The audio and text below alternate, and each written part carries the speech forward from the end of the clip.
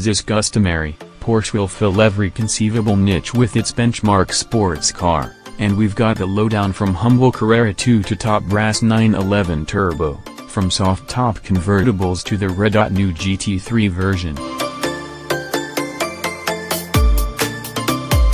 This is when you can expect to see the new 911 range. Carrera 2S and Carrera 4S Coupe due October 2018, deliveries start February 2019. Carrera 2S and 4S Cabriolet presented in January 2019, on sale April 2019.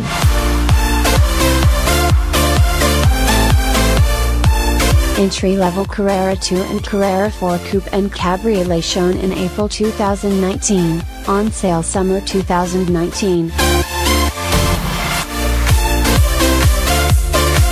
911 Turbo and Carrera GTS due September 2019, in dealers from February 2020.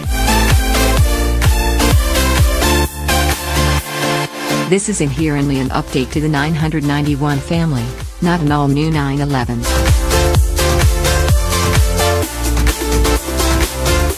Porsche tends to spin off 2 generations from its platforms, remember, so a properly new architecture isn't due until the model after this.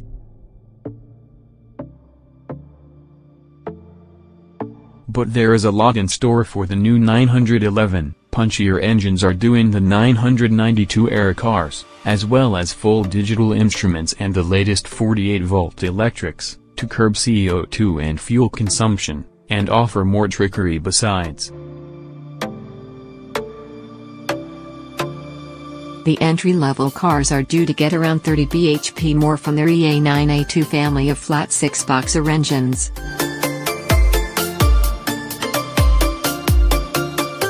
Carrera 395 bhp. Carrera S4 44 bhp. A mix of rear and all-wheel drive will be offered, and we hear that an 8th cog is being added to the PDK dual-clutch automatic transmission.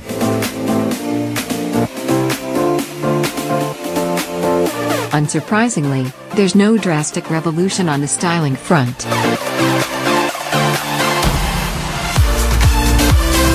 The bonnet has a longer journey to meet the front bumper than the current car, and the taillight layout is reminiscent of 2015's Mission E concept, hooded by a much more expansive rear spoiler treatment.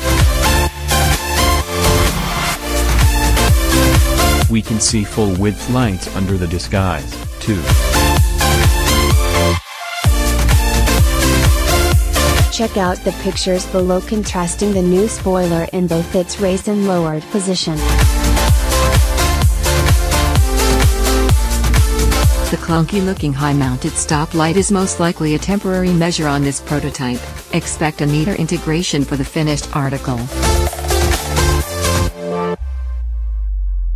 Incidentally, these shots suggest a different exhaust system from the earlier Mule. Whereas the original car spotted is thought to be a standard S model, this latest car may be working on a development of the optional sports exhaust system.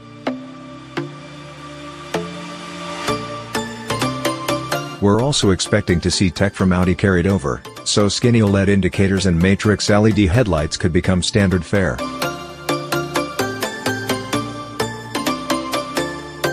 In mid-2017, Michael Maurer, head of VW Group Design, told Car, in the case of the 991, the step up from the 997 was perhaps too evolutionary. For the next model changes, my colleagues are therefore planning a set of more distinctive alterations.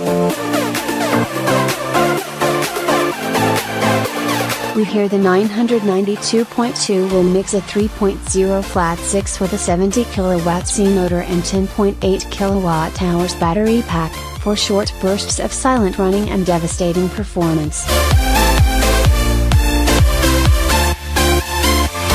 Like 3.5 seconds 0 to 62 miles per hour and 197 miles per hour flat out.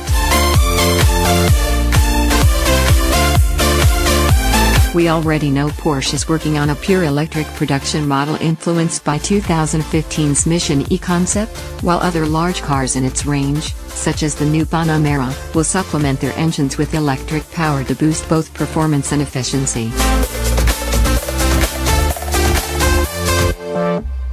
Porsche's chairman Oliver Blume confirmed to Car that the 911 is a likely candidate for hybrid power.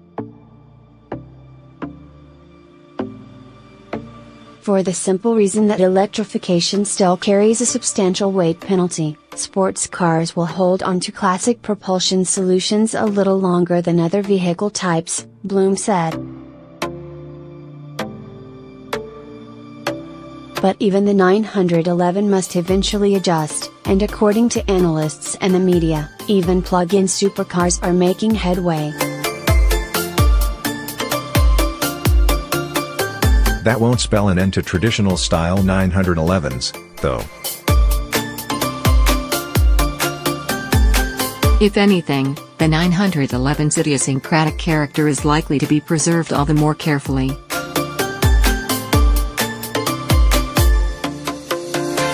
Porsche needs to launch puristic racing cars like 911. We will go to both strategies, new and old, Blume said. Think of sports shoes. You can buy shoes of the 70s and 80s, people love them.